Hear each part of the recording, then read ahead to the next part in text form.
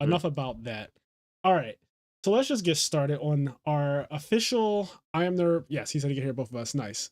The official I Am There podcast, new Edison tier list. So I've been wanting to do this for a while. I've seen a lot of other tier lists. It seems like a fun thing to do. Communities tend to love tier list. So I said, fuck it, It why was not? dope. Yeah, why not create our own? And I got off of work and I decided that today is going to be that day. And this is our first time ever going live. I've never done this before. I have no idea what it's like going live, except literally right now. So just bear with us. This But is step one. Step one, the OnlyFans. yes, this is how OnlyFans begins. And the On Their Podcast OnlyFans is for sure coming out. But before we get into all of that nonsense, I want to start off with one of the decks that I think is easily S tier right off the bat. And that is going to be the new Frog Hero Monarch deck that just got second and third at the last Ribbit tournament, RBET 2. So as everyone probably knows, if they know their 2010 history, right after Edison format is one of the most toxic formats of all of Yu-Gi-Oh! We go into Frog FTK, X Sabers, and Infernities. That's like the main three decks. And the only thing that changes for frogs is that they got Ronin Tonin. Like nothing else changed from Edison format to when Ronin Tonin comes out and it breaks that deck for good. So the thing about that is Substitute not being once per turn and him having that whole effect where like frogs can't die by battle is a bit ridiculous because all of the frog cards are at 3. And I really like in Edison format that I feel like a lot of the best decks just get to play all of their cards in triplicate. They don't have to worry about limitations. So, for example, like Diva Hero is a cool deck and everything, right? A lot of people like that deck. It's very popular. But I don't really think that deck is that good. Because and I'll just put it to A tier right now. Spoiler alert. Diva Hero's an A tier, not an S tier. Because it has limited cards. Like it has one Stratos, one Rhoda. It has just 2 Malicious, which is annoying. And those like Dark Arm, if you play it, that card's at 1. A lot of the deck list is just limited cards. And drawing the second Malicious before you get to use your first, like the first one that's in the grave, is really obnoxious. It doesn't happen too often, but it does suck that that's the thing that can happen because you don't always want to use Malicious the second you get it to the graveyard. Like you don't always have a Diva or a Caius. Um, so like Malicious at 2, I always say Malicious is one of those cards that at 3 is too much, right? Like Malicious is absolutely ridiculous at 3, but then it's it's not very good at anything less than 3, in my opinion. Like I don't really care for Malicious when it's at 2. I don't think he's ever been at 1 because that wouldn't make sense. But when he's at 2, I just kind of like hate it. And even though it's I'm saying that, and then here comes the Substitute Frog Hero Monarch deck playing 2 Malicious anyway. But that deck plays 3 Caius, 3 Substitute, 3 Swap Frog, and then it has 3 Ryza, 3 Wing Blast, which is one of the best traps in the game, 3 Miracle Fusion. It can play 3 Upstarts if it wants to. It can play 3 Argeki Breaks. It just has a lot of really broken cards in it. And it sets up some situations that I guess make it a control deck in a way. Like the do block in itself stalls the game out until you draw a nice setup where you can start to spam Monarchs and then bounce them back to your hand with Swap Frog. Or you can wait until you start dropping Miracle Fusions, and you can do cool things like we saw on stream at the Ribbit tournament, where you go summon Absolute Zero, normal summon Substitute Priority, tribute Absolute Zero, and then it like Raigekis your opponent's field. And that interaction is really insane to me. Like just being able to do that, then go into a dupe block after clearing their board is really, really good. It has a lot of good interactions. It randomly, normally I would say frog decks lose to Gladiator, right? Like when I think about all the frog decks, mainly frog monarchs, that's the deck that most people were playing at the beginning of Edison. It's like if you go back to 2010, you look at the decks that were actually played back then 12 years ago, you'll see a lot of frog monarchs, and that deck sucks. It's just not good. Like standard frog monarch, where it's just frogs and monarchs and nothing else. That deck is a 1 per turn trick. It can do 1 thing per turn. It's going to be tribute for a monarch or tribute for Light Darkness Dragon. If that play gets stopped, it just doesn't do much. What's up, Tyree? Talking about sup scrubs. This guy, here he comes. Damn. Came right in to troll us. The But yeah, young Tyree. yeah, young Tyree. So this is before your time, Tyree. So pay attention to the masters over here. But I don't know. I'm not a big fan. Like I said, I'm not a big fan of limited cards. I think Diva Hero deck, it either OTKs you, like Diva Hero either OTKs you, right? or it does nothing.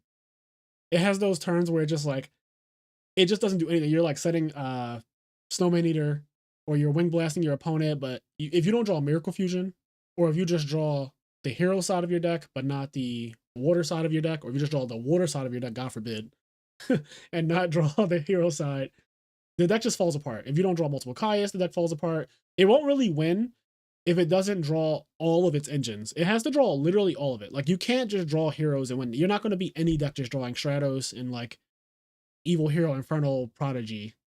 That's just not enough. A smooth 3-3. Wow. Tari.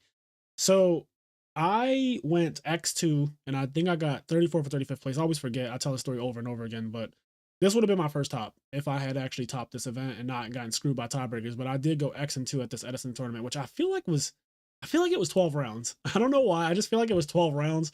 I know it was over 2,000 people. It was either 12 or 11, but I feel like it was 12. And if it was, go ahead. This is really random. Do you remember what Matt was in Edison? Tragodia. Oh, I went to Edison. Did you really? Yeah, I went with Cam. I went with Cam. So me and you knew each other at the time. Yeah. We definitely did know each other. Yeah. During Edison. But we just knew each other because I met you January 2010. I remember that. Yeah, because I remember I got the Tragodia mat, and I remember going. Yeah, I did go. Yeah, I still have my Tragodia mat. I actually used it the first week I came back to Edison for a mat. I used my Tragodia mat. Then I safely put that shit right back up when I got my Spellground. I had to pay $1,000 for my Spellground, by the way. Those things are getting so outrageously expensive. The secondary market for Yu-Gi-Oh is just wild. Like, I have a tan Spellground, the OG one, like the real deal OG. It's super mint condition. Got it from a good friend of mine. But it was a stack. And if I paid a stack for it, I want to. If I ever sell it. You know what I mean? Like, that's just how I carry it when it comes to these things. These collectibles have gotten out of control over the course of the panorama. And I'm not mad at it. Like, I'm not mad at people being able to make a lot of money off of cards that they've been holding for years. Like, they're finally getting some reward from it. Same thing with all the collectibles. And Spellgrounds are one of them. You got to pay top dollar for a real Spellground now. What I mean by real Spellground is like the ones that came out in the 90s. But anyway, off of that tangent. So yeah, Diva Hero, I'm not a big fan of. It has some cute things. Like, you can do the Colossal Fighter Armory Arm thing. It doesn't come up that often, but when it does, it's just an auto win.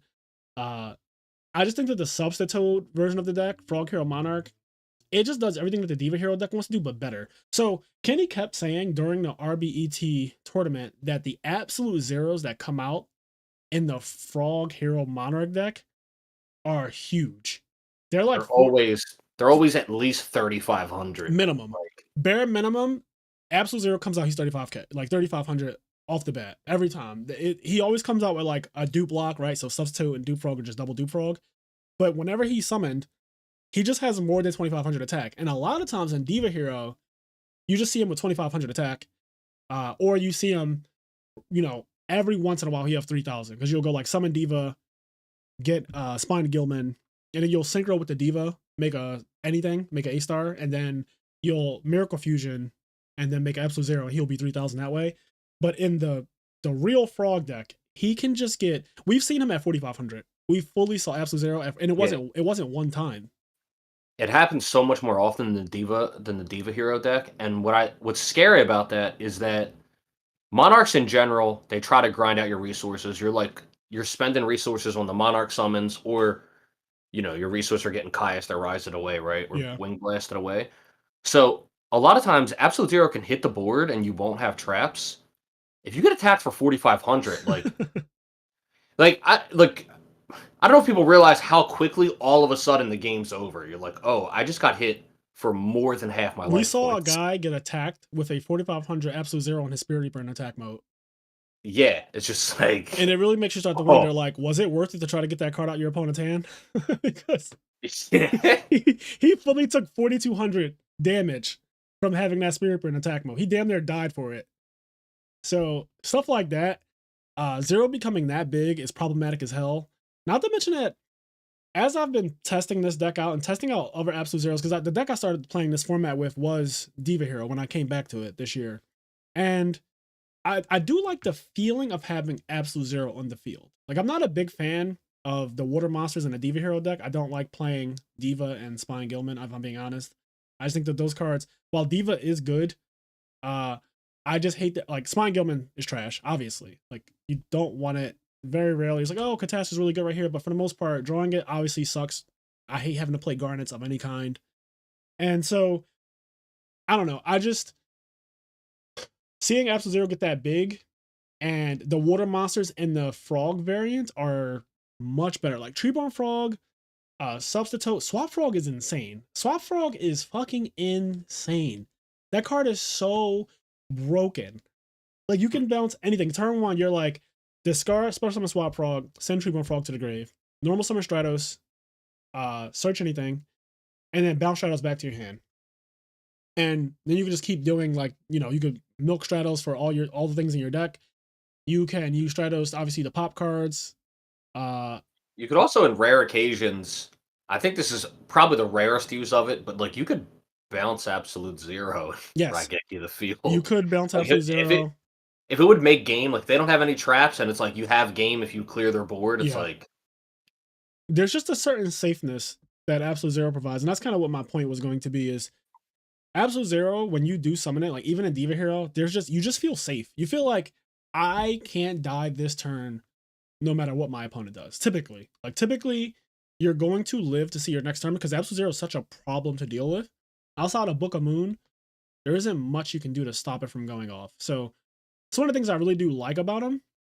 But I don't know. I just think that the frog, like the real frog deck, does it so much better than Diva Hero to the point where I don't think there's a point to play Diva Hero. Let's think about this. Diva Hero plays all the same cards as the Frog Hero Monarch deck. It plays Wing Blast, it plays Caius, it plays Miracle Fusion, it plays Stratos and Hero like Malicious, right? It plays all of those things. And where it doesn't play frogs, it plays really shitty cards like Spine Gilman, Evil Hero Infernal Prodigy, Snowman Eater. That's what, like, those are literally the trades between the two decks. That's the difference. Like those are the differences. And to me, I don't think it's worth it to play Evil Hero. I hated Evil Hero Infernal Prodigy. The entire time I played Diva Hero, I played it for 2 tournaments in a row. I hated that card. Like, yeah, sure, I get it. Summon it, summon Caius, or summon it, summon Diva. You can make a 4-star, you can make a 6-star. Like, I get it. Or you could even make a 7-star. Or 7-star.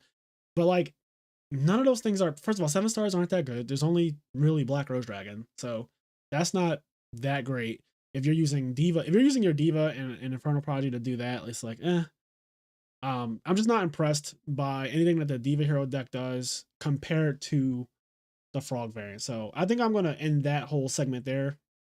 But yeah, I don't think there's an incentive to play Diva Hero going forward now that this deck list has been revealed. I think if you want to play Absolute Zero, you might as well just play this version of it. I think it's just the best version of it. It is so hard sometimes to deal with the dupe block.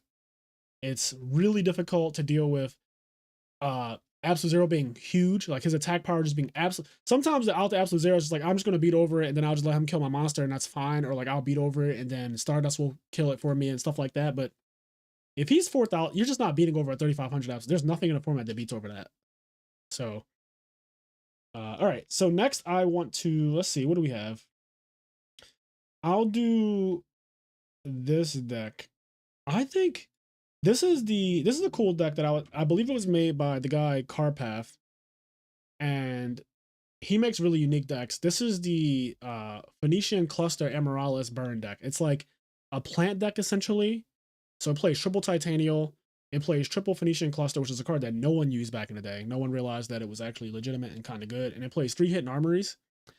And it plays 1 Mark of Rose, 1 DDR, and it plays 3 volcanic counters. And it has this really cool synergy. The deck is basically just trying to hit you a couple times to where your life points are low enough to where you can't win the game because volcanic counter will kill you at any, if you take any damage at that point. If you do any damage to the opponent, or if they take any damage themselves, because they can crash their monster into your monster too. It gets you to a point where you just lose. And I actually think it's really good. It topped the first RBET tournament, and we started playing around with it. Now, when we first started testing it in our group, we didn't know that volcanic counter was mandatory. I don't think a lot of people knew this. And it actually changes how I feel about the deck a lot. Because at first I was like, this deck is ridiculous. But once you realize that volcanic counter has to trigger whenever damage is taken, no matter what, and it has to banish itself, even if you don't have another fire monster in the graveyard, so it won't deal any damage. So basically, if someone just goes summon Treeborn Frog attack, and they deal 100, volcanic counter will activate, and whether he does 100 or not, he's going to banish himself. So that makes the deck a little bit better to play around. Like, you can play around it basically at that point. But when we first were testing it, we didn't know that part, that it was mandatory. So we were doing it like, I'm not using it until I'm ready. So somebody put out a Colossal Fighter, and you're just like, all right, well, I'll summon Diva and ram into Colossal Fighter, and you're dead. But I still think the deck is actually really good. Even when we tested it after knowing all of that, there's something about like turn 1 Titanial, bringing her back constantly with DDR, discarding Phoenician Cluster, and that monster's just annoying. And when you think about it, it being 2200, and then when it attacks, it kills itself and it deals 800 every time it dies, is basically hitting you for 3000, right? Like, if it cracks you at any point in the game, you take 3000 from Phoenician Cluster. So one of that thing hitting you is just straight up 3k damage. And yeah, I've lost many games to it in our testing, both before the nerf and after the nerf. And so I think it's actually a pretty decent deck. So I'll put it in A tier. I wonder, how do I feel about it compared to, so there's another plant deck. Obviously, there's the Dandy War deck that actually won. You know, this is the deck that won Edison back in the day, before everyone had all the 2022 hindsight knowledge that we have now.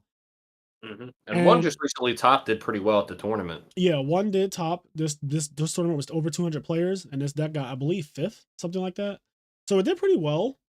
And his list was very close to Jeff Jones. It just changed a few things. Like, he's playing triple hamster, I think. And so, I don't think he plays Light and Darkness Dragon, if I'm not mistaken. Like, I'm pretty sure Light and Darkness Dragon is just not in the deck, which makes sense to me because Light and Darkness Dragon is not actually good in Edison format. I'm just gonna pull up the deck list now and see. So yeah, he's playing Trip Hamster. And honestly, the rest of the list is pretty much Jeff's. I think that he changed Light and Darkness for Battle Fader, because it still plays Triple Pot of Avarice, which is a really good card. And I think that to me, Pot of Avarice is this deck. When I think about Quick Draw, I think the only win condition, at least when I'm playing against it, I know that their win condition is to resolve Pot of Avarice, you know, more than once usually. That's pretty much how I feel like I lose to it. I don't really lose to the actual Drill Warrior. Like, he doesn't typically get the job done. He tends to get stopped by something, or, you know, that's what people use their resources on against him. He gets Wing Blast, he gets Herald of Orange Lighted, he gets Bottomless when he first comes out. Right, because I think you can Bottomless him. I don't think it's a cost to reduce his attack to half. I don't think that's a thing. But yeah, I don't remember. I know Drill Warrior is weird. He's one of those cards that if he gets interrupted, he tries to resolve as much as possible and stuff. Yeah. I don't remember the exact interactions though. Yeah, I'm gonna check to see real quick. Let's see. There's a ruling page on EdisonFormat.com. This website is just amazing. Individual card rulings. Let me look up. What's his name? Is it just Drill? It's just Drill Warrior, right? Let's look up Drill Warrior. Drill Warrior. Okay, so once returned during the main phase, you can have this card's attack, and it puts permanently. If you do, it can attack directly. So it says the #1 ignition effect does not target this card. It is not a cost. Okay, so you can bottomless it. All right, so I haven't been like G'ing anybody out of a priority to get under bottomless. But yeah, he gets hit by every trap in the game. And, you know, if you get him out turn 1, that's when he's the most broken. If you go first and you open raw, quick draw, dandy, then the deck changes tiers. It becomes an S tier deck real quick. Like, if it does that, it is an S tier deck. But a lot of times what you realize with this deck, and the reason why I have it in A tier, not S tier, is because Quick Draw is actually a terrible card. Like, that card is so fucking awful, but it's really good with Dandelion. So if you don't draw with Dandelion, it's really bad. And if you draw with Dandelion, it's just okay. Going into back row, it's not good. Even with Dandelion, it's just simply not good. If you're going into like two or more back row, it's just good luck. And then you pretty much can never attack with it either, because that just increases the volatility of what's going to happen to it, whether it dies or not. So I'm not a big fan of the Quick Draw deck in New Edison. It's not well represented either. Not many people play it. I don't like that it just sets monsters so often. I think maybe it's because, you know, I stopped playing Yu-Gi-Oh! Around 2016, beginning of 2017, when I think the deck at the time was Zoo. So I pretty much stopped after Zoo. And there was no setting monsters. If you set a monster in those formats, you just died. I mean, you might as well not have set at all. I saved myself my dignity. I won't set a monster. Like, I'd rather just lose the game and scoop and go to the next game. But in Edison format, you can set monsters and get away with it. I just don't like how often some of the decks set. They just set every turn. And Yeah, the quick draw deck, it basically just wants to set monsters until it gets to do its thing. So yeah, it just, like, tries to wait, set monsters, and wait. And then once it does its thing, it tries to, like, play, but yeah, it there's just some other grinds you decks out that of can just cards. start playing right away, Yes, and like think about how quick it is for somebody to just go like special swap, normal summon, substitute, and they just dupe block you turn one, and then next turn treatment frog comes back, and then that becomes a uni frog, yep. and it's like all right, and then it might become a monarch. You might get it immediately. Like there's none of this. Well, I gotta wait. Like there's none of that waiting, and the quick draw deck just has to do a lot of waiting.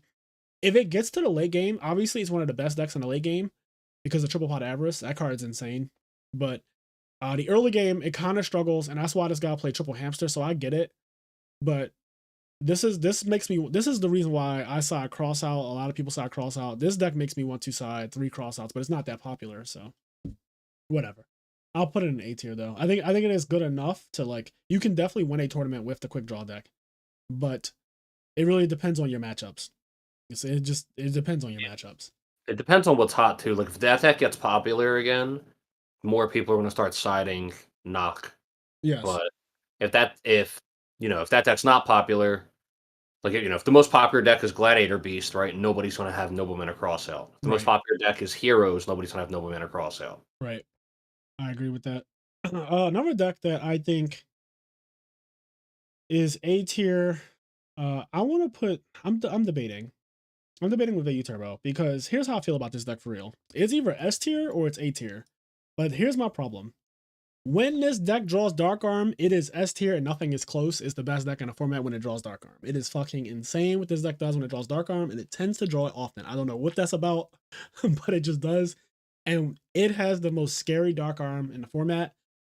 Uh, it just changes the tier level when it draws Dark Arm. And maybe it's just anecdotal because I've gotten Dark Arm by it so many times, and I've also done it to people when I play it. So I feel like at face value, like not considering drawing Dark Arm often, the deck is just an A tier deck. It's good for sure. It can destroy people pretty often. I love that it can play Kai's. I love that it has synergy. I love that because it plays Raiko, it has natural outs to things like Shadow Imprisoning Mirror. I love that it can play Royal Oppression. I think that's probably the strongest thing about it is that it can play Double Oppression, which is one of the most powerful trap cards in the game. And it doesn't affect Vayu at all.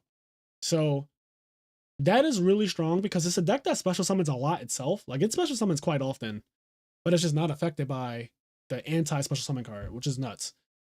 It also has a pretty good matchup against decks that play skill drain because again, the monsters that you summon off of Vayu don't have effects anyway. So, and oftentimes Vayu decks they can side skill drain. Like they don't care. Like once they pitch for Gruffer and send something to the graveyard, a skill drain getting flipped after that is fine. Like once they get their Vayu set up, they're like, all right, like it's not the worst. Uh so I really like the Vayu deck. I think I'm gonna put it in A tier.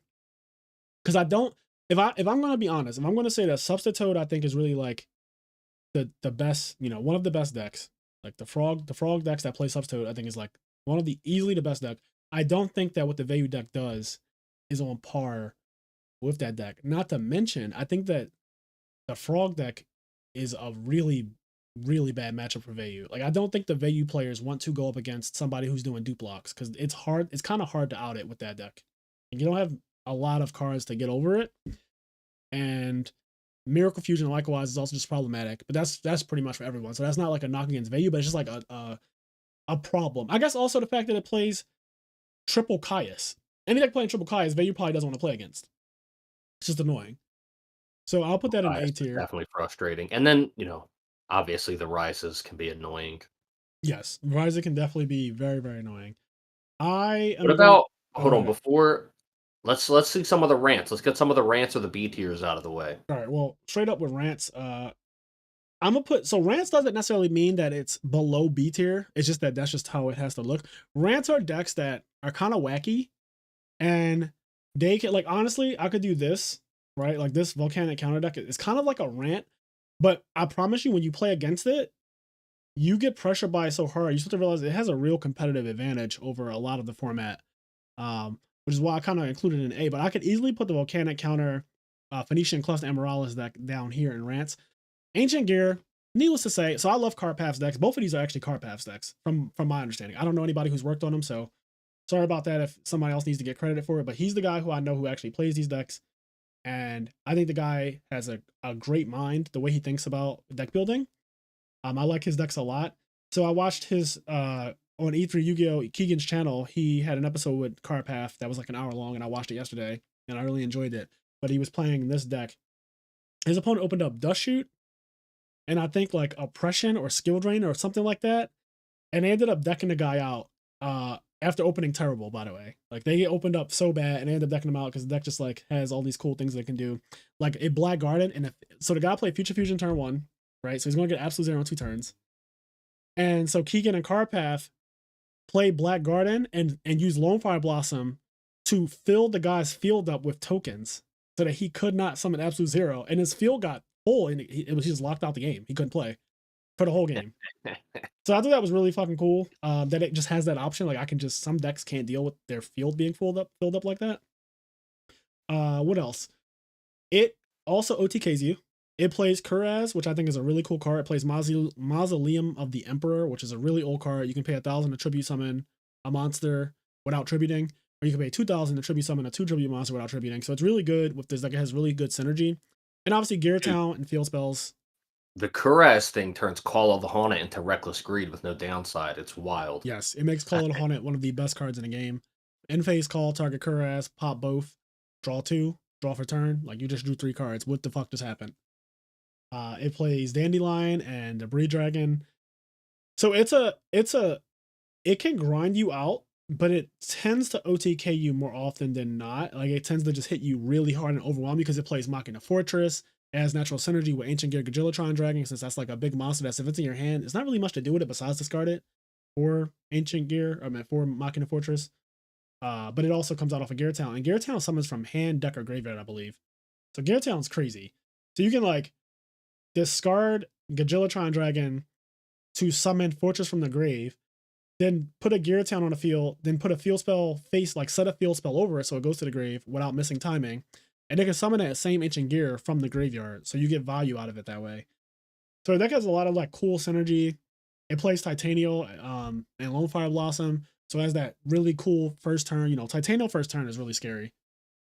And yeah, it's kind of like I have it in rants because I don't know how to properly place it, and I'm gonna be honest, I haven't fully tested that deck yet, and I don't think it's something that I'm really too interested in testing because I feel like it's kind of like a beatdown deck. With a chance to OTK, it kind of reminds me of Vayu Turbo in a way, with the way it's trying to rush you down. But I think that just the way Vayu Turbo has a really bad matchup against the frog decks, I think that this deck also does not have a good matchup against frogs. Like I imagine, in my head, I just imagine that not only the dupe block is problematic for this deck, but just a constant recurring Treeborn Frog and tributing for a Monarch can be really bad. Because a lot of times they draw hands that are like meh, right? Rant decks, that's the thing. Like they always have these wishy-washy hands. Like sometimes your hand is really good and it's like, holy shit, this deck is insane. And then sometimes you just brick pretty much. Like you'll actually draw Ancient Gear Gagilotron Dragons and Titanial and Kuraz and stuff like that. And you won't see, you might even draw a Dandelion with that and the Breed Dragon. But like that hand's not really good. You need to see your field spells. You need to see terraforming. You need to see your combo pieces. And if you don't, it just sucks. So I don't know. It's not. I won't say it's a bad deck by any means. And like I said, it's not necessarily below B tier, but I don't know how to properly place it, so I'm just gonna put it in rants. And also within the tiers, these are not in any particular order. Like Diva Hero, I don't think is necessarily better than Quick Draw, necessarily better than Vayu or whatever. Like I don't know how it really tier this. I think if I had to do it, it would be something like this. Probably this. Just because I think this deck sets too much for me. I'm just not personally not a fan. Not a fan of how often it sets the quick draw deck. But then Diva Hero is an OTK deck in disguise. It kind of goes, turn 1 Stratos, ideally, search Militia, set Wing Blast. And a lot of times you're dead next turn. If they drew Miracle Fusion and a Diva, you're probably not living to see your next turn. So this deck OTKs you often. This deck is to play Oppression and OTKs you pretty often as well. If not OTKs you, it just hits you so hard. It just hits you so outrageously hard so fast. Like Greffer and Blackwing, Armwing are literally 4,000 life points by itself. So I have been playing this deck a lot lately, the Fairy deck. And I think it's really good. I think Archula Christie is really good. Obviously, that doesn't need to be said. But I think what the coolest thing about this deck is, I'm actually going to put this. I think this deck is better than Diva Hero. The coolest thing about the Fairy deck is that it gets to play a real hand trap in the main deck, and no one expects it. It is so funny when you play against people, and they just assume that their fucking play is going to go through. Oftentimes at my local, people go Cold Wave, and then they might summon Rescue Cat. They might do a Secutor play with Test Tiger. And they're just like, they just assume, right? Because like, I don't have any back row now. My back row frozen under Cold Wave. So I look defenseless. And they attack into my Shining Angel in defense mode or something. And then they're like, Secutor F. I'm like, Herald of Orange Light. You lose. Like, your game's over. Like, you're Cold Waved. You Cold Wave yourself. Like, you're fucking dead. So that, I think that is one of the greatest things about it, is that I even had a guy go Beckoning Light for JD, Honest, and Lumina. And he's like, summon JD, pay 1,000. And I'm like, kill it. Herald of Orange Light. Like, just straight up kill it. And he's like, oh shit. Like, all right, well, what's your next play? Like, you got Lumina and Honest. What do you want to do with that? Do you want to use Lumina to bring back somebody? Or do you want to just summon Lumina and end with Honest in your hand? Like, how do you want to play it out? Because you're not in a good spot now. When it gets to 4 fairies, needless to say, things start getting dark. Christia comes down. And I feel like every game that it gets to summon Christia, it wins. It's really hard to lose. Christia can get back Herald of Orange Light, Honest, and Dimensional Alchemist. Those are the main 3. This deck has such a beautiful synergy with banishing things, because it plays 3 DD Warrior Ladies, and then it plays 3 Dimensional Alchemists and 3 Shining Angels. So Shining Angel can get you to DD Warrior Lady. DD Warrior Lady banishes monsters. A lot of this format is graveyard dependent, like a lot of it. And it wasn't apparent to me until I started playing fairies at my local that so many decks rely on their cards going to the graveyard and staying in the graveyard, and when they don't, it just starts to fall apart. So constantly looping DD Warrior Lady with Dimensional Alchemist and stuff like that, and just using your banish pile as a resource, which no other deck really does, it's just really good. It's just really good. Dimensional Alchemist is really good. He's 18 attacks, so he crashes with Stratos, a common monster in a format. It crashes with Machina Gearframe, another common monster in the format. And it's hard to kill fairies, I would say, because when you want to go for a game, you have to look at how many cards they have in their hand, and if they have enough cards where you feel like you can get Herald of Orange Lighted, which is technically just 2 cards, right? If they have at least 2 cards in their hand, you have to consider that your play might not go through, and that could be really bad for you. So you have to say, is it worth it for me to make a push? And if it gets stopped by Herald, what position am I in? Because a lot of times people go for Herald, or they go for a play to get Herald, and it leaves them in such a bad spot. They get left in such an awkward and bad spot that, like, you just lose the game. Like, I played against Blackwings, and he goes like, summon Sirocco, summon Gale, Gale effect to half my not Gale effect to half my Christia, Gale effect to half my monster, and it's just like, okay, I'll Herald Gale. And now, like, you had a synchro play that you were going to make, you had a play that you were going to make, now you just have a Sirocco. And yeah, like, it's not crazy to Herald of Orange Light a Gale, but in the situation that he did that, he needed that to happen. And so he didn't expect, like, oh shit, a monster just got killed out of nowhere. You didn't have a back row, so I was hoping you didn't have that. This was kind of one of those things. It's really good. Also, against all the hero beat decks, it's kind of a meme. If you get it, you do it every time. If you get Herald of Orange Light against Stratos, because that's the only monster in that deck that has an effect, you just do it. Like, if they summon Stratos turn 1 and you have Herald, you just kill it. You just don't even, you go neg 1, but honestly, you might just end the game right there, because that deck needs Stratos so bad. Is it better to run Vayu Turbo or just Blackwings? So here's the interesting thing.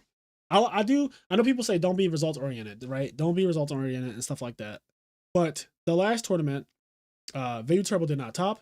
It technically topped in people's side decks because the lightsworn decks sided into Vayu Turbo, which I thought was really cool. We'll talk about that a little bit later. But I think because the RBET1 tournament was won by Vayu Turbo. It won the tournament, but then it didn't top at all for the second tournament. And to answer people's question that might be wondering, it was well represented in the second tournament. So it's not like people just didn't play it the second time, and that's why it didn't top. People did play it. It actually was one of the most played decks in the second tournament that had 200 people, but it did not top at all. I think, and Blackwings did. So, that's super, like, results oriented. Blackwings did top, but with the Blackwing guy who topped, what he did was he merged Blackwings with Vayu Turbo.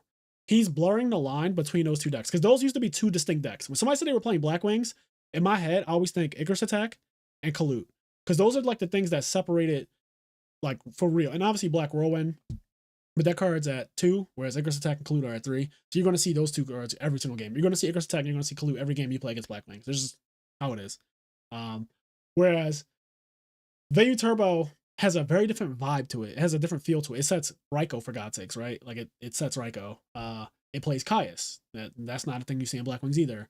So it plays very differently. But this guy merged the two decks. He took out Bora the Spear from Blackwings and instead played triple Vayu and double Dark Grepher.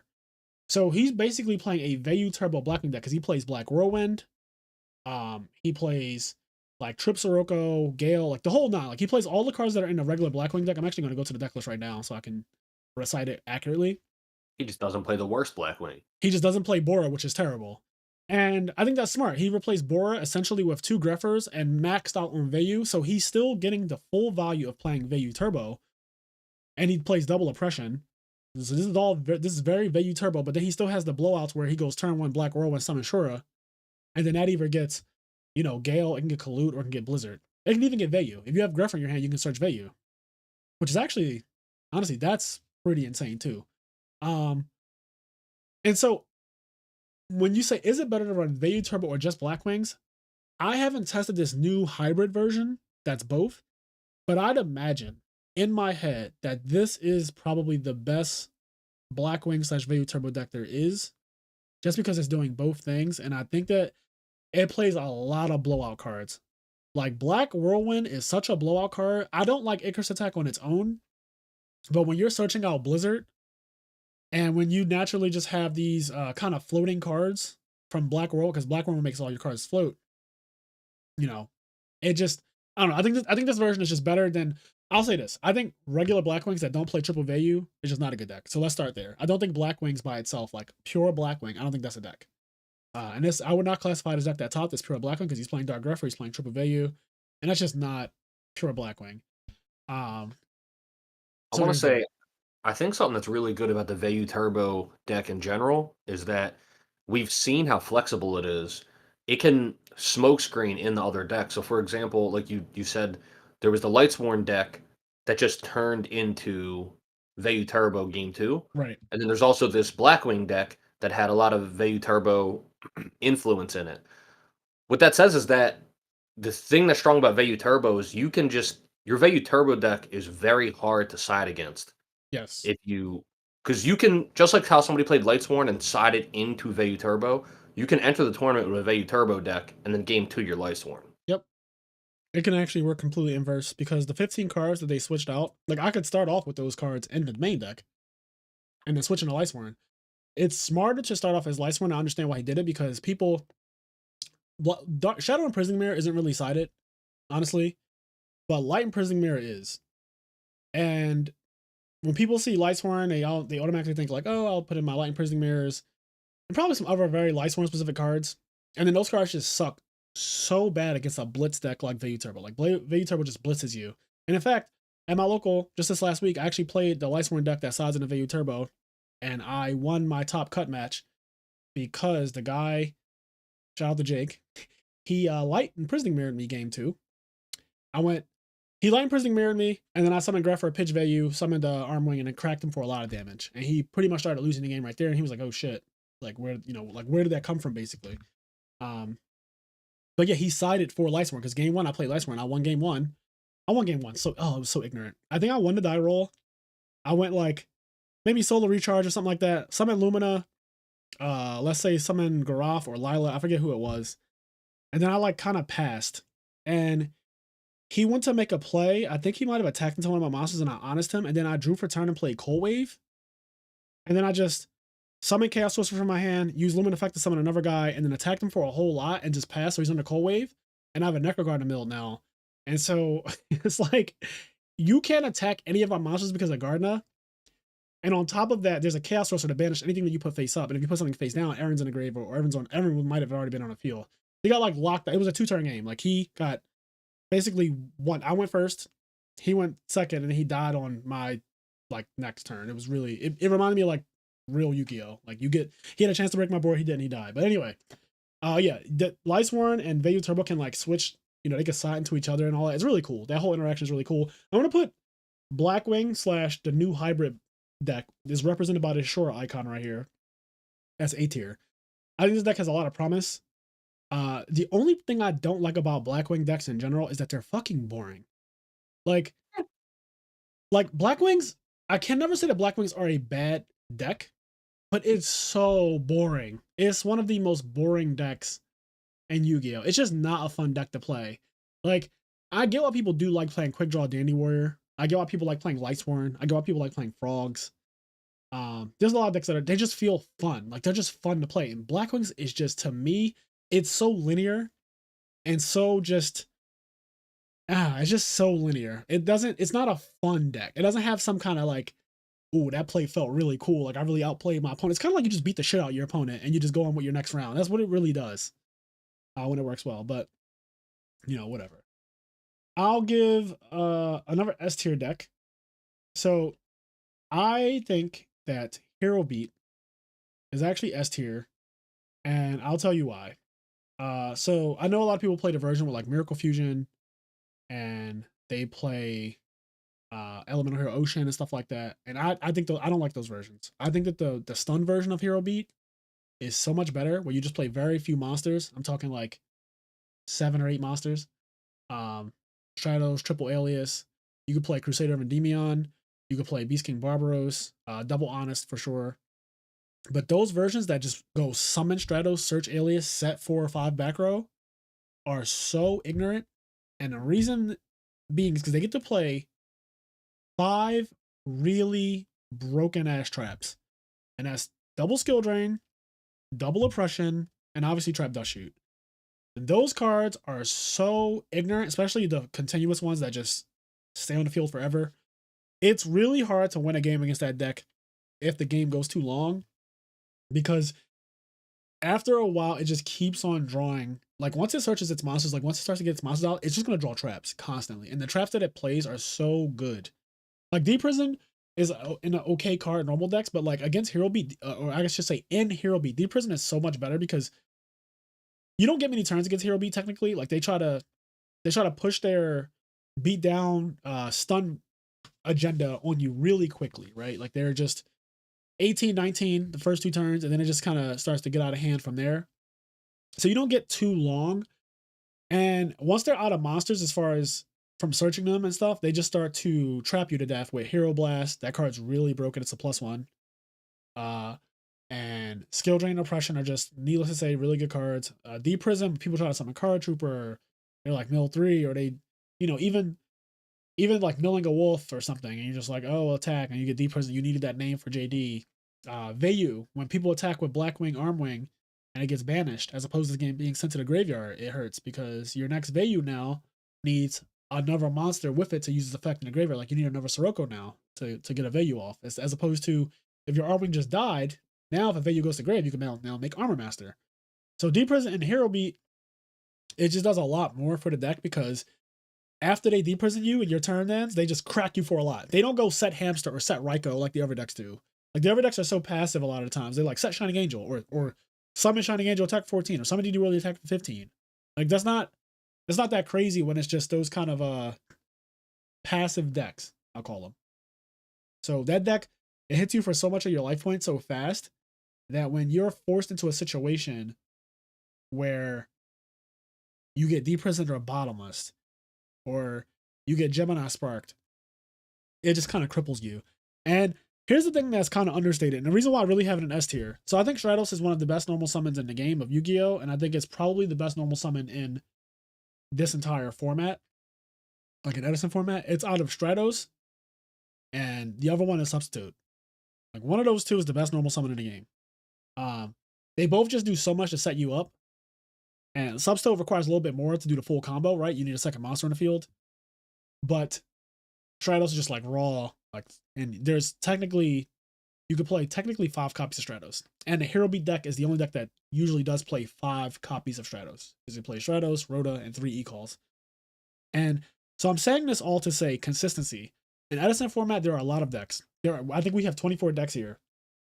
And out of all 24 of the decks, they all have their issues with like bricking and not getting to play. My one friend, he quit playing the quick draw deck because, or no, I think he was playing Cat. He's playing Cat or something like that, but he like raged one day because he just bricked and top cut. he drew like double pot Everest, Titanial, let's say Dandelion, and like a Caius or something. And you know, he tried to set Dandelion, but like he got Caius himself, and that was just the game for him. It was like, well, my hand's terrible. I bricked basically, couldn't play.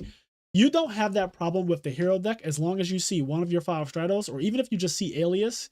Alias can ride out for a while between Gemini Spark and Hero Blast until you eventually you will see one of your 5 Stratos. So you get to play every game, and that's kind of like understated in the format. It's just the fact that every game the deck does the same thing. It's very boring of a deck. It's a beatdown deck, but it's so consistent at what it does. I think the stunt version is better than the Miracle Fusion version, but I get why people play the Miracle Fusion version. It's funner, and it has more of like a power play to it. But I'm just not a fan of Ocean. I think Ocean is a terrible card. And I think Ocean is only good in the Frog version of the deck because you can summon Ocean after a dupe block and they can't get to it. And that shit is hilarious. Like you just can't get to it. Normally people, when they see Ocean, they just attack over it. They just do something to it. But it's really hard to get to an Ocean under a dupe block. It's like, well, fuck. He's going to actually resolve that. He's going to get Stratos back. And I'm going to lose. Like, yes, all of those things are going to happen, just like he said. So, I don't like Ocean and decks that really can't reasonably defend it. And the hero beat decks that play Miracle Fusion tend to not play as many traps. So, a lot of times Ocean just gets put in this weird spot where he gets sticked on. Arrested, you have another question. So you said, do you like playing Edison format where it is solved or just throwback deck list from Edison? Edison format is not solved. So there's that. So I guess that's my, like, right now in Edison format, there isn't necessarily a one deck beats all. Like like we can't say that the format's name should now be X deck. So for example, when a deck is really the best, the format is named after it. So let's say Gladiator's format. It was the best deck, 07. Teledad format, 2008. It was the absolute best deck. The format was called Teledad. Lightsworn format, 2009. It won pretty much every tournament in 2009 when you had 3 charge, 3 soul recharge. It was called Lightsworn format. Like Synchro Cat format. That was the actual format. It was called Synchro Cat. Necros format. You get the point. Zoo format, etc. So when a format is named after a deck, that means the format it's solved. Like it's done. You know, it's kind of funny that Go format is called Go format, and Goats is not the best deck in that format though. But like those formats they tend to be like there's not really anything better that you could play. I think the only debatable one really might be Necrolls and BA, because BA probably was actually just better than Necrolls, but that's a different discussion for a completely different day. But yeah, I don't think that Edison format is solved yet. I just think that there's so many decks that you can play and they all can kind of beat each other.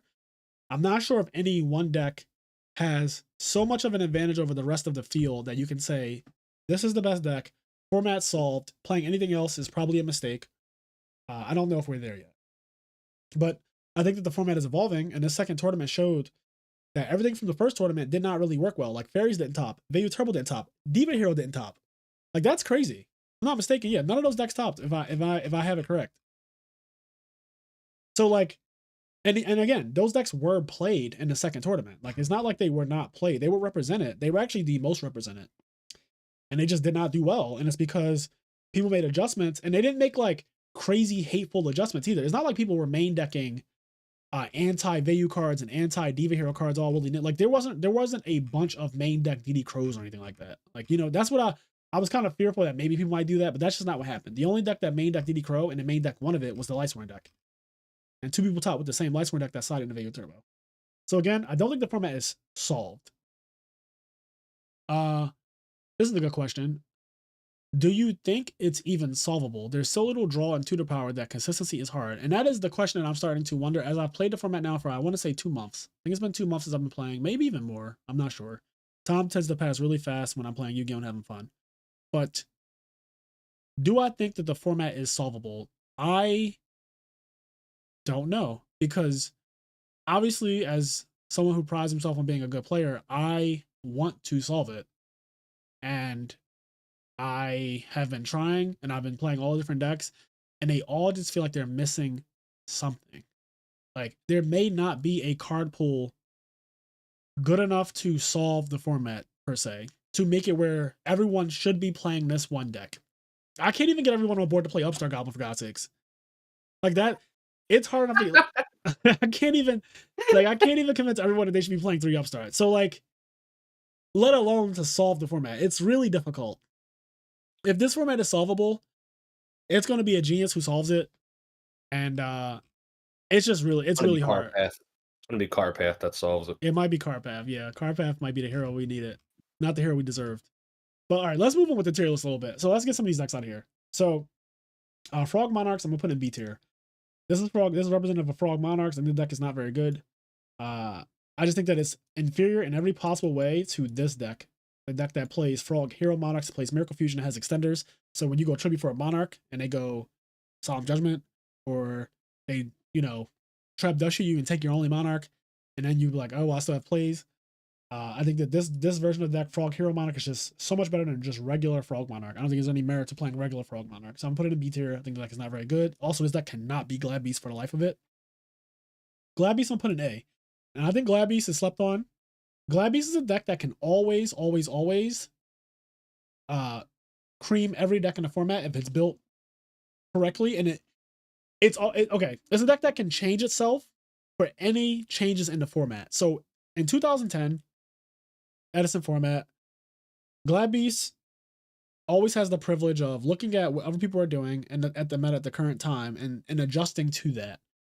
And if people are setting monsters a lot, then they can get away with murder, because Glad Beasts are really scared of face-up monsters like Alias and Stardust and Stratos and just big like Volcanic Rocket, stuff like that. Thunder King, Doom Caliber Knight. But people are setting so often, it gives Glad Beast turns to set up, get a Chariot set up. It just makes the deck a lot better. And it doesn't want to play against decks like Vayu Turbo that just go really, really fast and just aggro you out from the gate, and then mains deck suppression. But if people stop playing those decks, if they slow down on those decks, then Glad Beast can like have a chance in the format again. If people play too many traps, Glad Beast can play Trap Stun, and then Prisma Test Tiger becomes a blowout. If people just stop playing traps in general, Glad Beast also get really good, because then Secutor becomes really good. So it's always one of those decks that's like, it can just change based on the way the format is currently going. And I think there's just a lot of strength in that. And also, I think it's one of those decks that every time I play against Glad Beast, I'm scared. I think everyone who plays Yu-Gi-Oh has that feeling. Like, you're just kind of nervous, because when they go set 3 back row summon Laquari, it could just be game. I don't feel that way about any other deck when it goes summon set 3. But when Glad Beasts do it, you go in your head and you're thinking, oh god, there's Chariot, there's Solemn Judgment, there's Deep Prison, there's Bottomless, there's Book of Moon, there's Starlight Road. There's so much that can go wrong, and it's very intimidating. And you have to know how to play against Glad Beasts. It's one of those things you just have to know how to play. Leon, I'm glad you called that out. So there is. You don't want a little sweet spot. It's a little sweet spot. That's all. Now, I don't know why this particular ad showed up on this website, but Kenny said that it was because Google knows your search history, and it does, and they cater your ads based on what you like. So I don't know why they think I like Sweet Spot, but that's the ad that you like. Listen, they know based on your search history, Google knows you're gay, and they also know that you like manga and anime. So they were like, he wants to read some gay manga. Like, listen, Google, let's get it to him. Google is deciding to show. I don't know what this fucking ad is. I didn't put this here, but it's just on this website. And I don't know how to get it to go away. So I'm just doing my tier list with it there. So yeah, that ad is wild. That ad is wild. Yeah, double drill. The double drill. Okay. I am gonna put Cat in B tier. I don't think there's any merit to really playing this deck. Your best card is at 1. The deck is named after a 1 of, which is ridiculous. So I'm gonna just put it in B tier. I think it's cute, but there are just better decks to play. Every time you play against Rescue Cat, you get catted 4 times. I do, but lately I've been beating the shit out of that deck. The last 4 times I played Cat, I've not lost to it. Now, when I first started playing Edison format and I was playing with Diva Hero, I was getting creamed by Rescue Cat a lot. But as soon as I started to get my own Edison cards, when I spent my 3K on just buying all the decks, I have not been losing to Cat. It's starting to finally show itself as, like, I won't say fraudulent, but there are problems with it. It doesn't really do much when it's not summoning Cat. And the decks are just getting better and better, and I think that's just making it worse and worse. So, um, yeah, Rescue Cat the card is ridiculous though. Don't get me wrong. Rescue Cat is an insane summon. It's actually funny. I didn't mention it as one of the best normal summons in the format, but that's because unlike Substitute and Stratos, Rescue Cat on turn one, like if you're going first, doesn't do anything. Whereas Stratos and Substitute do something turn one immediately, right? Even if all Substitute did was get Swap Frog, send Treeborn, bounce back to hand. Even if that's all it did, that's still very good. Very good. So yeah, I'm gonna put Cat in B tier. I just don't think there's a reason to play it. Lightsworn. So, you know, Silverman stands by this deck for Edison format. I actually think it's not bad either after playing. I played it at my local last week. Like I said, I played the Lightsworn deck and switched into Vayu Turbo, just like the Tommen around and the other guy who topped the RBET tournament. And the deck is not even just their deck, but Lightsworn in general, it's just not bad. It's just one of those decks that can rail you. It really depends on how the Lightsworn player's day goes. There's no, like, you can't confidently say, like, I'm going to beat Lightsworn. When you sit down versus Lightsworn, you're actually just as nervous as you are, probably more nervous than you are playing against Gladiators. Like, I think if I had to have a hierarchy of what am I scared to play against the most when I sit down, it's probably the Sky Scourge and Alaris deck is like the deck I just really don't want to play against, right? Because that deck can just rail you and you don't get to play. And then under that, I would probably say Lightsworn, because things can just go terribly wrong. They can just go charge, mill Wolf, mill Gardner, and then, game just falls apart. It's charge, recharge, they can have the JDs and all. It just, yeah. And sometimes it can just brick, but I don't know. I think Lightsworn has enough cards where it's kind of hard for it to brick now. Like obviously, yes, it can. It has one Lumina, it has one Gardner, one Charged Light Brigade, but it does have cards like Double Gold Sarcophagus, and in this format, you get several turns. So if you play a straight up Lightsworn deck, and you will get 2 turns. It can play Card Destruction, which is an amazing card. It's not really utilized outside of Lair. So I think Card Destruction in a pure Lightsworn deck is actually a pretty good card.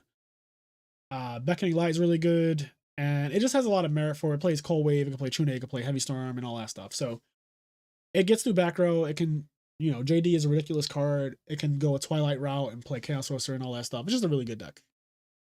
Let's see what the chat's talking about. Let's see, chat. So Doom Cow is way too easy to trigger, and playing around back row is very doable. I dislike the luck factor of the Lightsworn deck. Yes, that's the whole, yeah. I mean, that's kind of what I'm saying too, is like, Lightsworn, I refuse to put it in any tier under A. I think it actually stands. Like, if I'm look at A tier, Lightsworn can beat every deck in this tier. Like, it can, I think the deck it might struggle with the absolute most is actually Glad-Beast, but because it just Glad-Beast main deck's Rediari, and it already can be kind of hard to get 4 names, so that just doesn't help. And then Chariot is ridiculous. So Glad-Beast is Lightsworn's worst matchup. But I think the rest of this shit up here, like Fairies and Diva Hero and stuff, like, they can easily be beat by Lightsworn. It doesn't even need, Lightsworn doesn't even need to do anything crazy. It's just like, I can just beat you. And you can look at, we got to see a lot of Lightsworn on the stream at the past tournament, the RBET tournament, which the stream is up on E3 Yu-Gi-Oh's channel. So I think Lightsworn's really good though. I think I played it last week. I also played it before in Edison format. I feel like I definitely played it before, and it felt fine. Like, it's just a good deck. It's just one of those decks that, yes, you do have to kind of go into the tournament saying, like, I'm going to be lucky, but I put these wolves on my deck for a reason. All right. So if you're Adam Korn, you still just auto lose to Lightsworn. Like you said, if you're lucky, you win. If not, you're struggling. I love this comic on the right. Setting the mood for me, for real. Lawn chair, yes. This little sweet spot thing, I like this. I like this a lot. I don't know. This is an ad. I'm not gonna click it because I don't want viruses and stuff. But yeah. You guys don't know Lawn Chair is the legendary Meta Knight dive kick PM player. Is it really? Yeah, it's Tango. Oh shit! I did not know that. All right, so we got Gravekeepers. Now, obviously, I love this deck, but in this format, it's missing a lot. It's missing Pot of Duality, it's missing Solid Morning, and it's missing Gravekeepers Recruiter. And while I do have a list of Gravekeepers, like I actually have some Gravekeeper lists that I've been working on, I can curb stomp a lot of the format easily. I mean, it can really put it in. Like, if you play against Vayu Turbo, a lot of decks just can't deal. Like, Lightsworn pretty much can't deal. The Dandy Warrior decks, like, you know, Necro Valley still Necro Valley, and you can't play Pot of Avarice. You can use Vayu's effect to banish from graveyard. A lot of stuff. It hurts a lot of decks. The zombie deck, like, it can't book a life. You know, it can't zombie master. Um, so it definitely can hurt a lot of the decks. But I think that missing Warning, Duality, and Recruiter is too big of a hit. You can just auto win some games with Royal Tribute, which is cute, but it's not reliable. I think that's the problem, is that it's just not consistent enough. And if I'm being honest and I'm not trying to be biased here. I don't think it's, when I look at the decks here, I just don't think that this does not fit in with them. It just doesn't. I'll put it on the same tier as, like, if you're playing Cat, your deck is kind of inconsistent, right? Gravekeepers is kind of inconsistent. You know, you can. I Royal Tributed every round of the tournament I won. Every single round I played Royal Tribute. Like, every single round. At least one of the games was an auto win with Royal Tribute. At least one of them. If not, all of them. So a lot of the games were just like, oh, Royal Tribute, you're dead. Like, I got a free game on everybody. Everybody I played at that tournament, I got a free game. But that doesn't happen in this format for many reasons. One, some of the decks just don't play enough monsters for Royal Tribute to actually be game. There's a lot of Hero Beat going around for some reason. Not for some reason, because I clearly have Hero Beat in S tier, but, like, people know Hero Beat's good. Hero Beat does not play a lot of monsters. But even though it does play stuff like Miracle Fusion, Alias and Gemini Spark are problematic as hell. Like, actually, in fact, when I won YCS Atlanta, the deck I lost to in Swiss was Hero Beat. I lost to Hero Beat because I got fucking Gemini Spark and he kept targeting Necro Valley. Like, he knew what to do. I was hoping he would target my set spy. He's like, no, pop Necro Valley. It's like, oh shit. Like, my deck falls apart now. Go figure. So I just don't think the deck is good enough. Moving on. I also heard, I don't know the specifics, maybe you do. I heard Edison format's one of the formats where Necro Valley's errata is not that good. Once again, I don't know the specifics, but So I heard that too. I saw that same thing you're saying. I don't know what that means because, as far as I understand, you can't play cards like Pot of Avarice. You can't play cards like Call to Haunt, right? That's always for Necro Valley. I don't think Necro Valley ever let you play those cards. You can't play Miracle Fusion. You can't play a Book of Life, ever. You can't use Phantom of Chaos, ever. You can Treeborn Frog. You can Plague Spreader Zombie. But I think that most Necro Valleys always allowed you to Treeborn Frog into Plague Spreader Zombie. You can't Malicious. Yeah, so I think it does the same exact things that it needs to do in pretty much every format, unless I'm missing something. And I just don't know the errata from when I won and when it was Edison. I don't think that there's big enough difference to say that this Necro Valley isn't good. I think that you can't banish from grave, and you can't like target a card in a graveyard for any reason. Basically, you can't, like, Avarice again, Call it Haunted, Lumina, Zombie Master. You can't do any of that, from what I understand. And if that's the case, it still does exactly what you need to do. Like, it'll make a lot of decks dead. Okay. I'm gonna put 6 Sams down here in Rants. The deck is terrible. Just not ready yet.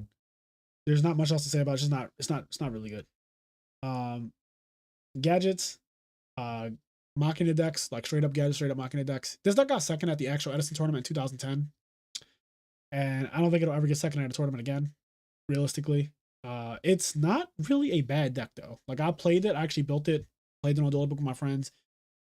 And it can, like, do its thing, but it is just, when it draws, so other decks, they can draw all monsters and it, you know, it sucks, but, like, they can kind of play through because they have powerful cards. Gadgets don't really have, like, powerful cards. Like, Machina Fortress is a good card, but it doesn't mitigate drawing 3 gadgets. It just doesn't.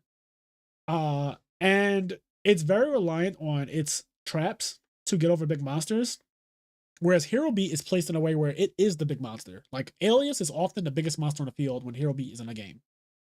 And gadgets are never the biggest monster on the field, typically. And they also play a 1400 monster, which I have a big problem with because Fairies is a deck in a format that is popular. And Green Gadget is a bad attack. And if that shit is out there when somebody summons Nova Summoner or Shining Angel, I think that's just really bad. I like Solidarity. I think Solidarity is a really crazy card. But I don't think it solves the gadget problem. And the gadget problem is just, it's very reliant on what traps it draws. And it doesn't even get to play the best traps. Like, it doesn't get to play Skill Drain, for example. Whereas Hero Beat does. It gets to play Oppression, but then it can't summon its best monster.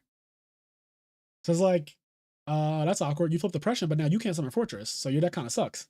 So it also just straight up kind of loses to Hamster. Like, they said a hamster. Like, what do you fucking do? Like, what do you do? Like, how do you get over this hamster? It's, I don't know. It's a B tier deck. They summon their gear. They summon whatever the fuck his name is, Fortress. Yeah. They just got to get around to him. Yeah. Okay. All right. So I'm gonna read more chat. Um, Go ahead. you retreat.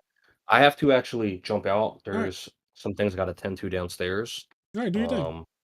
But yeah, I'll jump back in if you're still live. But we'll see what happens. I talk a lot, so I probably will still be live and just hang out with the chat. All right. Bye, So chat. sticky fingers. Yes, we are live now. That's a thing. I've just learned how to go live, so I'm out here. Hypothetically speaking, wouldn't Glad Beast with Necker Valley be crazy? Normal green search future fusion easy GG. So hypothetically speaking, wouldn't Glad Beast with Necker Valley be crazy? Maybe. It's not a deck that I've ever thought about. Not something I've ever thought about really, but I guess Glad Beasts do shut off. They shut off a lot of things naturally with just Chariot, and then Necker Valley shuts off a lot more things. I'm just wondering if it solves Glad Beast's problem though. Glad Beast's problem is big monsters. It's always going to be big monsters. That's kind of how the deck loses. It also loses to getting heavy stormed. I don't know if Necker Valley solves that. I think Glad Beasts do a good enough job locking the opponent down on its own that it should just focus on getting Heracleano's Chariot set up. Like when I play Glad Beasts, I'm always looking for an opportunity to just Heracleano's Chariot you. That's pretty much my goal every time I play that deck. Everything else is just like navigating around your opponent trying to make pushes, but for the most part, I'm just trying to do one thing. Her Chariot in this game every time. That is the best feeling in Yu-Gi-Oh! To me. Nothing feels as safe as just resolving Heracleano's Chariot. It just feels so good. Also, so like in current Yu-Gi-Oh, you have all these Omni Negates and shit like that, right? You have all these monsters that people summon. Heracleano's Chariot feels very similar to some real current Yu-Gi-Oh shit. Like you're just sitting there with an Omni Negate monster that's huge, and they can't break it. So, let's see. Necro will stop your Chariot looping though. That's correct. So, my friend Tom brought up an interesting point. So if you did have Necro Valley, you couldn't get your own Chariot back, and that is bad because that is how that deck wins. If it Chariots you twice, I feel like that's just game. Typically, they Chariot you and then they immediately like crack and then switch out for request and get back Chariot, and then the game just falls apart right there. So, okay, I have dragons. So dragons can be a couple things. It can be the Dragon Turbo decks, which you don't really see represented because people don't. I guess people don't have good lists for it, but it's a thing. But then there's also the other dragons that players like Pro Storm played in the last tournament, and I think there's some promise there. It needs to be refined a bit more, but I think there's some promise there. It plays like trap cards, totem dragons, mash dragon, and it plays like Prometarial Dragon, White Knight Dragon, and it just abuses the fact that Red Eyes is at 3, and that card probably should not be at 3. Like, Red Eyes Darkness Metal Dragon is Fall Troll on crack. It's an easy to summon monster with more attack than Fall Troll, and every single turn it generates card advantage by just existing. So it does everything you kind of want in a card. It's a boss monster, but it's a boss monster that can just come out for virtually nothing. And it will just keep spamming big ass monsters or just annoying monsters like Exploder Dragon and shit like that to deal with issues. It's a really good deck. Also, in Edison format, Future Fusion is like the best spell card in the game, but the only time Future Fusion is the realest is in Dragons. Like when Dragons, okay, when you're playing as Diva Hero and they play Future Fusion Ages like Sem Malicious and Treeborn, you're like, oh thank God, like oh thank God, I thought you were about to do something for real. When Dragons do it and they fucking send a couple Red Eyes Wyverns and Red Eyes Darkness Metals, you're like, this is bad. Like this is really bad because they just thinned their deck out by 5 cards, right? Like they just sent 5 cards, so their deck got nice and small. And in 2 turns, a 5,000 attack monster's coming out, and it sets up Red Eyes for the rest of the game to always be able to go for the graveyard when he uses his effect, as opposed to going for the hand because he gets special summon from either. And he doesn't target, so you can't Crow Red Eyes' effect. Like you can use Crow when they say activate, but they don't target. And because they don't target, it's kind of awkward to use the Crow because they just bring something else back. So Future Fusion is crazy in this deck. It's like insane in this deck, which makes Gold Sarcophagus really good in this deck because Future Fusion is kind of just like a win condition. And yeah, it's only really good in Dragon. Like, I mean, obviously it's not bad in the other decks. Like Future Fusion is such a broken card, but in Dragons, it's so real. So I think that the straight up Dragon deck that just plays like traps, Smash Dragon, stuff like that, I think that deck is actually really good. It can beat all of these decks in A tier. Like it can battle with all of them and do pretty well. It can overwhelm them easily. And yeah, it has its own problems, obviously. Like it has consistency issues and stuff like that. But every deck in A tier, I think the reason why I have them here is because they all can have like these consistency issues. And I think the least consistent versions of the decks I kind of have as the first two. So Vayu Turbo I don't think is as inconsistent as, let's say, the Dragon deck. And I think that Fairies, right, is pretty consistent at what it wants to do. It plays so many, it plays 3 Shining Angel, plays Nova Summoners. It kind of does the same thing every game consistently pretty much. And then it kind of just goes down the list as far as consistency goes. This might be a little bit higher because this represents the hybrid deck that just topped, the Vayu Turbo mixed with Blackwing deck. I haven't tested it myself, so I don't know how it actually feels. But I just looking at it and just thinking about how they both those decks play independently, Blackwings and Vayu Turbo, I think that it should be pretty good, pretty consistent too. And then yeah, all of these decks are they're like just missing that oomph, like they're just missing something. Okay, Burn. I'm gonna put in rants. I think if you're playing Burn in a new Edison format, you're depriving yourself of a good time. Unless you really like being an asshole. Like if you love being that guy that shows up and tells everybody, I hope you fuckers got your decrees in the side, then like by all means, I just don't like I know Chain Strike is a card and Accumulated Fortune, all that. I'm not a Burn player. I've never really been into that. It's just not my style. So I just look down on those types of decks. Not the players, but the decks. I'm just not a fan. X Sabers, same thing as the other decks in the B tier. It's missing obvious things, right? Like Dark Soul, Ballguard Knight. I don't even think is Partial out. I don't know if Partial's even out, but I think just missing Dark Soul and Ballguard Knight is already more than enough. That's already like plenty. So it doesn't get those until the same time when this guy gets Ronin Tonin, and this guy becomes the best deck in the game. And this becomes just playable. So I'm going to leave X-Sabers in B tier. It's a deck that you can play. Godam's Call is still very good. Godamsing somebody is really good, but at the end of the day, I don't think it's anything too crazy. I don't think that it has the consistency or the power level to keep up with anything in A tier. I'm going to put this here in the rant. So this is the Super Ancient Deep Sea Fish Coelacanth. And it's like an OTK deck. You know, Fishbrook Blast was at 3 in Edison format, which I just found out kind of recently. But if you want to use the effect of Coelacanth, you need to play a lot of cards that are just not that good to draw. And yeah, you have Morea Greed at 3 to kind of fix that, but you can't search that card. It's not guaranteed you draw it. It's just one of those decks that can catch people off guard. It can Army Arm, OTK you. It can overwhelm you with just synchros, but it's nothing crazy. It's nothing crazy. Traps tend to hurt it really bad. So yeah, and somebody confirmed Partial is not out. Yeah, so that's another. So X-Sabers are missing Partial, Bogart Knight, and Dark Soul. That's a lot. That's a lot. Gravekeepers are missing Duality, Warning, and Recruiter, and that's also a lot. So you see why they're both like in that same tier. And those in B tier, I didn't put them in any kind of order because I think they all suck. So like, that's what like they can be. You can put them however you want them. I'm gonna read some of the chat.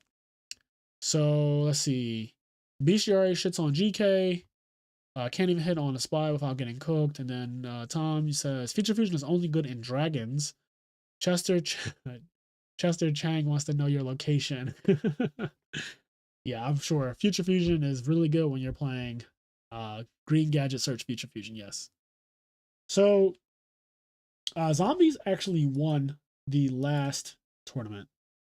This deck that actually won the entire tournament, and I'm conflicted because the guy actually went undefeated. Like he didn't lose to anyone, which is, you know, that's great. I just don't know if Zombies are actually better than the other, like all the other decks. Like I don't know where this goes. I personally don't want to even play Zombies to test it. I know it's good. Like I'm not stupid. Like I'm aware that Zombies is a good deck. I think that the same strengths that fairies have, which is recruiters, like playing Shining Angel, playing Nova Summoner. It has Pyramid Turtle, and Pyramid Turtle is better than both of those cards. Pyramid Turtle Searching Goblin Zombie, which is a true floater. It's a real floater. It's a monster that, if it dies, it is getting something like Sangan no matter what. Whereas Shining Angel searches monsters that, like, if you tribute them for Caius, you don't get anything, right? Like, there's nothing that it can get that gets value if you tribute it. So, Zombie deck is good, but then it has, like, a lot of limited cards. And I'm sorry, but that That from hindsight, from all my years of playing Yu-Gi-Oh, I find it to be that when a deck just has limited cards like one Plague Splitter Zombie, one Mizuki, stuff that type of thing, like one Dark Arm, that type of stuff to me just makes the deck inconsistent. Obviously, just mathematically, it's just an inconsistent deck by math. And sure, it can do well. It can even win a tournament as it has. I don't necessarily think that it's better than all the other decks. But like, that guy, he might be played better than other people because that's also something you have to consider. And I do think that, and this is not the shit on zombies, I do think that zombies actually have some really cool things. And I think our podcast episode came out today about this tournament. So this is like a lot of content for, I'm just realizing it now. But the zombie deck also has Book of Life. And I think Book of Life, being a pseudo main deck DD Crow, is really, really good. So that's the one thing about it that I really like, is that zombies gets to play Book of Life, and that card is so broken. Like, it's so broken. It's Monster Reborn in a format that doesn't have Monster Reborn, but it also has this nice little effect to hurt every deck. Every deck has like I said, every deck is graveyard dependent in some way. Like, even Hero Beat, like those Hero Blasts, if they they don't draw their Hero Blast until after you Book of Life their aliases, that's really bad. If you get the Dandelion out the graveyard, but for somebody summons Debris Dragon, that's really bad for that deck. You can lower somebody's names for JD, like they have less lightsworn names. You can hurt the count of fairy monsters in the graveyard for Christia. You can banish Vayu before he ever gets to use his effect. Same thing with Volcanic Counter, like it deals with that. It forces out Necrogarna. It just does a lot. So I really think that Book of Life is the reason why zombies are a good deck. I don't know where to place them as far as consistency. I think it's a very powerful deck though. Like, it tends to OTK. The whole deck revolves around Brionac. Like, I guess people still haven't realized the linchpin of the deck, but the linchpin is Brionac. Once that deck summons Brionac, you're probably dead. Like, it tends to go Goblin Zombie and a Diva and Diva Synchro, summon Brionac, and then search out Mizuki and then Mizuki Pitch, and then it just becomes this whole fucking thing, and then you die. So if you can deal with the Brionac, you might live that turn realistically. But if Brionac comes out and it just walks, you're dead. Like, you're 99% of the time, that's just game. Like, Brionac is not supposed to walk in this deck. Let me read some chat. I play the fish deck, is super fun and steals games, but just can't consistently compete with the S and A tier decks. I agree. Chat's moving so fast, no one will see this. I'm straight. What? Anyway, zombie variant has potential. I don't think the best variant has even been made, to be honest. And then Volcanic's tier 1. So Volcanic, I'm gonna put it in B tier. I have actually played the Volcanic a bit. We actually tested it a bit. And Blaze Accelerator is really good, but there's a caveat to it. Blaze Accelerator is really good in a format where people are setting monsters a lot. So if Quick Draw becomes a really popular deck, if Cat becomes popular again, because those decks set monsters like Hamster and Raikou so often, Blaze Accelerator just shits on that. But if people start setting Goblin Zombies and even like Dupe Frogs, Treeborn Frogs, it's not as good. It loses a lot of its luster. Also, getting Ryzen on your Blaze Accelerator feels awful. Hi, Fraser, big fan. Hi, Ed. One Locust with Zombies, Brio cracked, can confirm. Yeah, Brio's ridiculous. But yeah, Volcanics, it's not bad. And I actually kind of like the Quick Draw Volcanic Shell deck that plays like Blaze Accelerator and stuff like that, because it just means that you don't have to draw a Quick Draw with Dandelion. You can just draw Quick Draw and a Volcanic Shell, and you get full combo, right? You get to go into Drill Warrior. It pays for the Synchro Summon and the discard for Drill Warrior's effect with just Volcanic Shell. So I actually really like the synergy there. There's something there. There's something to be said about the whole Quick Draw, Volcanic. Like, there's something there. Also, Volcanic Rocket is a fucking 1900 attack power monster. Like, what is that? Like, what is that about? 1900 attack is just so much. For a Stratos, to have 1900 attack, that's a lot. So, Stun. It's always one heavy storm away from losing. The deck, obviously, if a D-Fish or Macrocosmos is you and you just can't out that, like, yeah, it'll probably beat you. But it's just one of those decks that's always one good Dust Tornado, one timely Heavy Storm, or it just doesn't draw those cards at all, and then it really falls apart. Like, one Raikou could just knock it off balance, and then it's like, oh, well, or if it goes second, somebody summons Titanium turn 1, that could just be a lot. Like, it just has its issues, its consistency issues. So I'm going to put it in B tier. Flamvell. So it's weird, right? Rekindling Rekindling is such a good card. Rekindling is soul charge basically. It is such a good card, but the cards you have to play to make Rekindling work are not the best.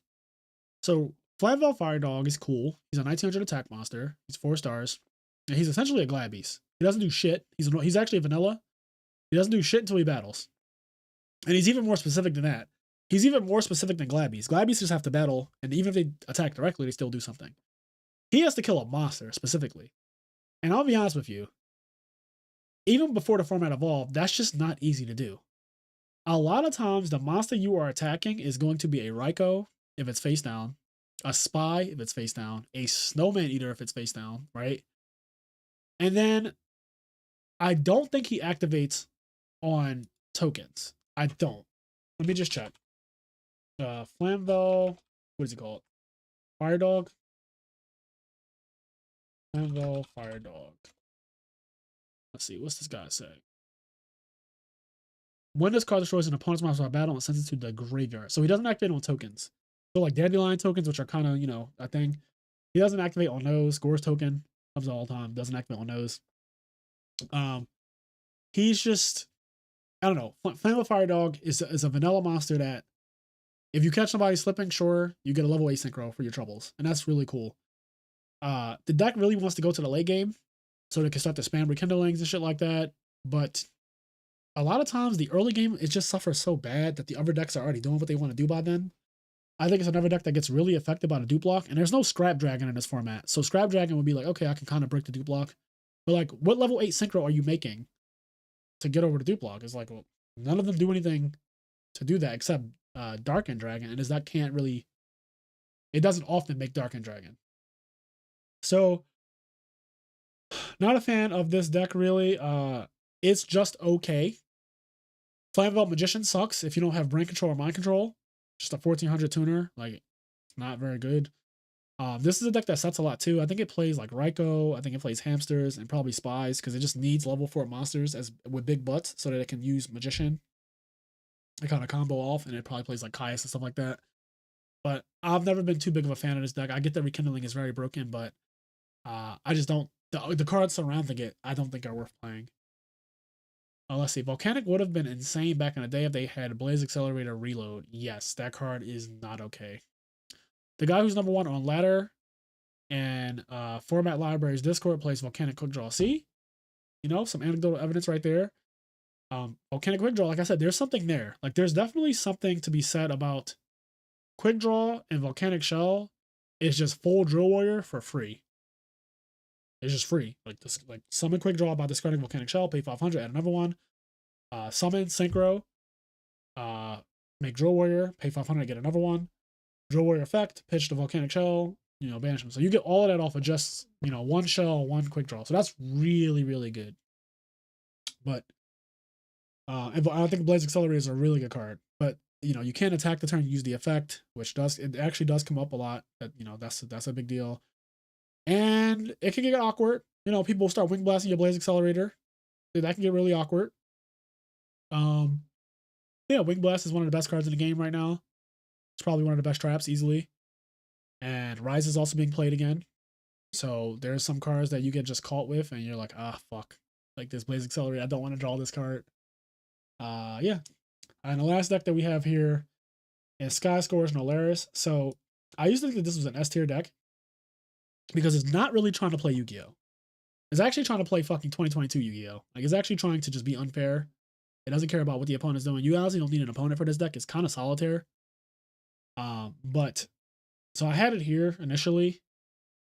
But that was when I thought Sky Scourge and Alaris said that send all other cards to the graveyard and both players' hand and field and then draw a card. As if like it would stay there. But it actually sends all cards, including itself, which means that when you Phantom of Chaos copy, it kills itself. And then you draw a card. Now, this is not the worst thing, because if you have Dark Creator, you might just be like, if you top deck Dark Creator with the effect of Phantom of Chaos, it might like, oh well, that's game. But losing the Phantom of Chaos is a big deal because if the Phantom of Chaos stays on the field, the next turn it can like banish, copy Dark Crater, or banish, copy Red Eyes, bring back Dark Horrors, stuff like that, and it pressures the opponent immediately so they don't get many turns. The whole point is to end the game fast as fuck after you Nerdlayer somebody. This deck doesn't really do that when it does have Phantom of Chaos on the field, so it kind of just like puts both players in a top deck situation. And I'll be honest, if more Frog decks start popping up, that play Malicious and Treeborn Frog and shit like that, there's a high chance that you will Nalaris your opponent and they will drop one of those cards and their top decks become exponentially better. If your opponent dropped a Treeborn Frog or a Malicious, they can top deck some crazy cards against you now to out your board, and it makes it not okay. Like if you're playing against, Diva Hero, for example, which does play Treeborn Frog and does play Malicious. Let's say you drop Malicious, they top deck a Diva, they make Colossal Fighter. It's like, oof. You summon Red Eyes, but I have Colossal Fighter, like stuff like that. Or you top deck Caius. It makes that, they have a like live Caius immediately. Miracle Fusion, stuff like that. So it, if those decks become more popular, which I assume they will, then the Nalaris deck loses a lot of steam. So I'm gonna put this down here now. I'm gonna put Nalaris, I'm gonna comment down, put it down here. Also, some people are starting to main deck Diddy Crow, which is, that hurts. Even if it's only a few decks. People who just main deck Diddy Crow, they might just get, like, game one usually is free for Nalaris if it gets off. But like imagine winning the die roll and your opponent's like Crow. Oh fuck. Also, the fairy deck is just Herald of Orange Light You. So it's not unopposed, and I just think it has, like, obviously it has consistency issues sometimes. Still a really good deck. It's a really good deck. But I think if frogs and stuff start to become more popular, decks that play Miracle Fusion and shit like that, things that can top deck really good cards, if they start to become more common, it just loses it. Okay, so let's see. Oh damn, I can understand why you would like to play that deck if you weren't sending your Phantom of Chaos. Yes, I thought when I was testing with my group, we were not sending Phantom of Chaos to the graveyard when we use the effect. We were like, Phantom of Chaos, copy, blow everything up, and Phantom of Chaos would just sit there. And that's just broken. Needless to say. That's not what the deck does. So now that we know that, it's obviously nerfed. I'm gonna put it down in A tier. I think the deck, it can absolutely mop any deck. Whatever the best deck is, when it eventually is found out, it can mop that deck too. Because it does something that's so not fair. Like you lose all of your cards. Like all of your cards go to the grave. It's just and it goes, it immediately is like +1. Now I go +1 immediately.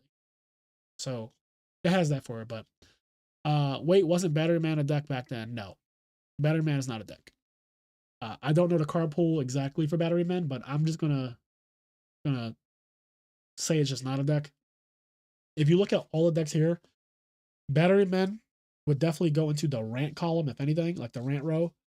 I don't see any reason why you would want to play Battery Men over all of these decks. Like I'd even say like Supervise, like Giga Plant Supervise deck is probably like better than Battery Men, but it's still, that's a rant too.